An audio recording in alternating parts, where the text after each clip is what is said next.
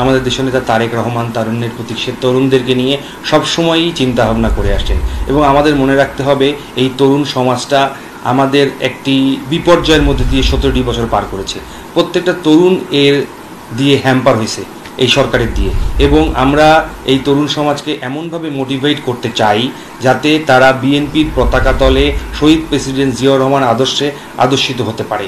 তারেক রহমান তাদেরকে নিয়ে বিভিন্ন চিন্তাধারার মধ্যে দিয়ে দিন অতিবাহিত করতে। সবচেয়ে গুরুত্বপূর্ণ যে আমরা যে ধ্বংসত্ব পরিস্থিতি ছিল দেশের, যে অবকাঠামোর সব ধরনের তরুণরা এগুলো থেকে যাতে নিজেদেরকে সংস্কারের পথে নিয়ে যেতে পারে, তরুণরা যে সংস্কার চাচ্ছে সে সংস্কারের পথে দেশকে নিয়ে যেতে হবে এবং তরুণদের মধ্যে ছড়াই দিতে হবে যে বিএনপির আদর্শটা কতটা গুরুত্বপূর্ণ ছিল। আমরা ছাত্রদলকে ইতিমধ্যেই দেখেছি এই ব্যাপারে ব্যাপক কাজ করছেন।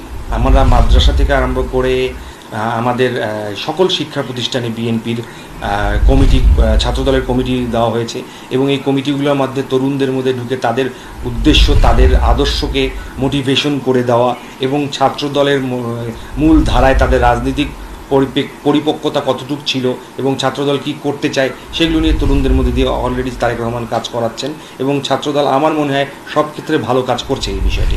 এবং এই জেনজির সাথে আমাদের যে জেনারেশন গ্যাপটা আছে সেটা নিয়ে তারেক রহমান ব্যাপকভাবে কাজ করছেন। এদেরকে আমাদেরকে খুব সুন্দরভাবে নার্সিং করতে হবে। যদি আমরা এদেরকে আমাদের মূল ধারাবাহিকতা বুঝাতে পারি, আমরা যদি বোঝাতে পারি যে আমরা তাদের সাথে সব ক্ষেত্রে একমত, আমাদের যে দ্বিধাদ্বন্দ্বগুলো আছে সেগুলো মিলিতভাবে সমাধান করে আমরা যদি একটা প্ল্যাটফর্মে দাঁড়াতে পারি, তাহলে আমরা মনে হয় আমরা এই জেনজির সাথে এক পথে চলে যেতে পারবো।